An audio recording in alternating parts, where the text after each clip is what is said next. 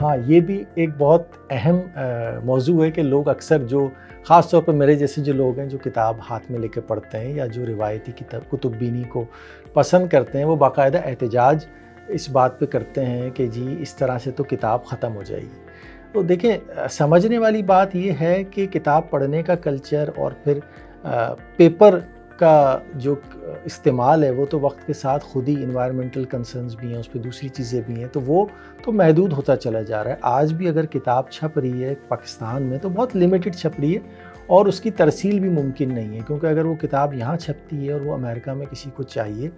तो फिर वो उसको इतनी महंगी पड़ती है कि वो किताब वहाँ तक पहुँच नहीं पाती। तो असल मसला किताब की हार्ड कॉपी या उस पे छपे अल्फाज या कागज़ की खुशबू का नहीं है, बल्कि ये समझने वाली बात है कि अब जो चैलेंज है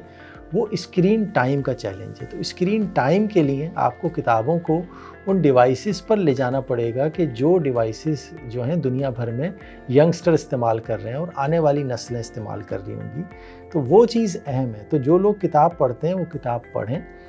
लेकिन वो इस बात को समझने की कोशिश कर रहे हैं कि किताब को डिजिटल प्लेटफॉर्म पे आना और उसकी दुनिया भर में आसान अवेलेबिलिटी जो है वो बहुत इम्पॉर्टेंट है।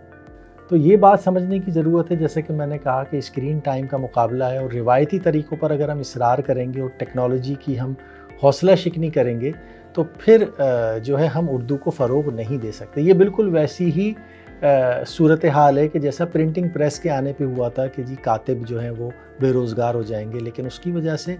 प्रिंटिंग प्रेस तो नहीं रुका और किताबों की तरसील जो है उससे कहीं ज़्यादा बढ़ गई जितना कि किताबत जब हाथ से हुआ करती थी उस वक्त थी। तो ये समझने वाली बात है, क्योंकि समझने वाली बात यह है कि वक्त हमेशा आगे की तरफ चलता है और जो वक्त के साथ नहीं चलता वो पीछे रह जाता है।